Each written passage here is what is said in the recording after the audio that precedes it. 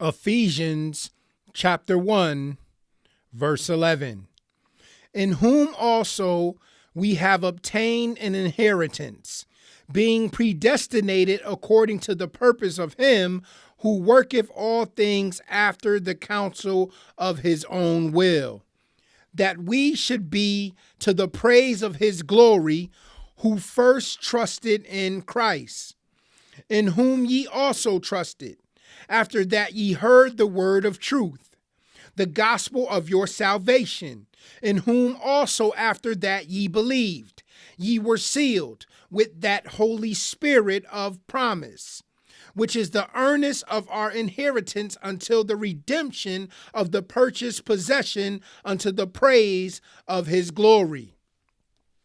Wherefore I also, after I heard of your faith in the Lord Jesus and love unto all the saints, cease not to give thanks for you, making mention of you in my prayers, that the God of our Lord Jesus Christ, the Father of glory, may give unto you the spirit of wisdom and revelation in the knowledge of him, the eyes of your understanding being enlightened, that ye may know what is the hope of his calling, and what the riches of the glory of his inheritance in the saints,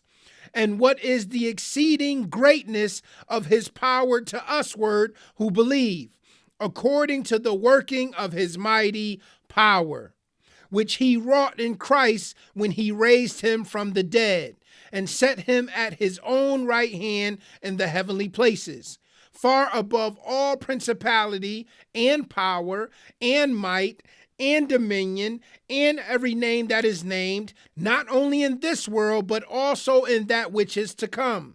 and have put all things under his feet, and gave him to be the head over all things to the church, which is his body, the fullness of him that filleth all in all. Ephesians chapter 2. And you hath he quickened, who were dead in trespasses and sins, wherein in time past ye walked according to the course of this world, according to the prince of the power of the air, the spirit that now worketh in the children of disobedience, among whom also we all had our conversation in times past in the lust of our flesh, fulfilling the desires of the flesh and of the mind, and were by nature the children of wrath, even as others. But God, who is rich in mercy, for his great love wherewith he loved us, even when we were dead in sins,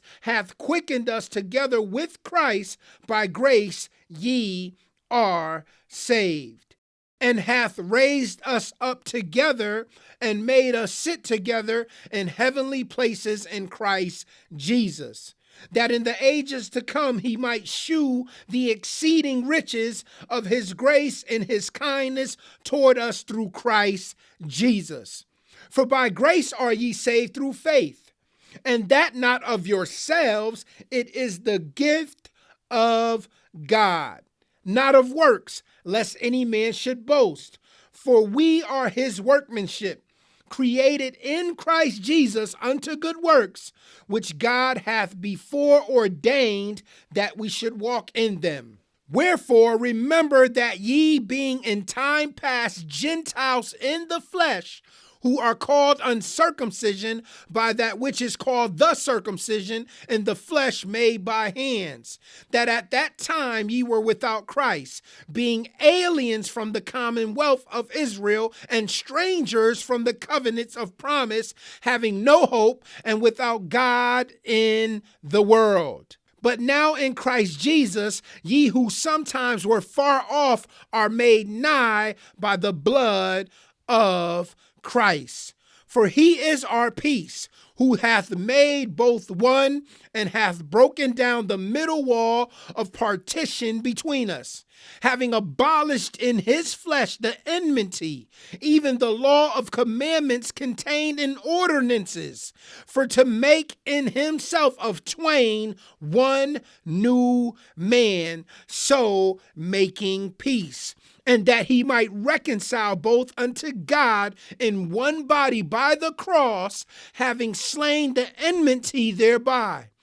and came and preached peace to you which were afar off, and to them that were nigh. For through him we both have access by one Spirit unto the Father. Now therefore ye are no more strangers and foreigners, but fellow citizens with the saints and of the household of God, and are built upon the foundation of the apostles and prophets, Jesus Christ himself being the chief cornerstone, in whom all the building fitly framed together groweth unto an holy temple in the Lord, in whom ye also are builded together for an habitation of God through the Spirit.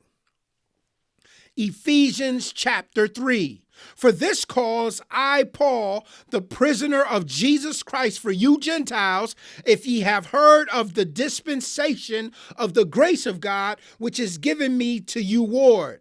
how that by revelation he made known unto me the mystery, as I wrote afore in few words, whereby when ye read, ye may understand my knowledge in the mystery of Christ, which in other ages was not made known unto the sons of men, as it is now revealed unto his holy apostles and prophets by the Spirit, that the Gentiles should be fellow heirs and of the same body, and partakers of his promise in Christ by the gospel, whereof I was made a minister, according to the gift of the grace of God given unto me by the effectual working of his power. Unto me, who am less than the least of all saints, is this grace given, that I should preach among the Gentiles the unsearchable riches of Christ, and to make all men see what is the fellowship of the mystery, which from the beginning of the world hath been hid in God, who created all things by Jesus Christ, to the intent that now unto the principalities and powers in heavenly places might be known by the church the manifold wisdom of God, according to the eternal purpose which he purposed in Christ Jesus our Lord, in whom we have boldness and access with confidence by the faith of him. Wherefore I desire that ye faint not at my tribulations for you, which is your glory. For this cause I bow my knees unto the Father of our Lord Jesus Christ, of whom the whole family in heaven and earth is named, that he would grant you, according to the riches of his glory, to be strengthened with might by his Spirit in the inner man, that Christ may dwell in your hearts by faith, that ye, being rooted and grounded in love, may be able to comprehend with all saints what is the breadth and the length and the depth and height, and to know the love of Christ, which passeth knowledge, that ye might be filled with all the fullness of God.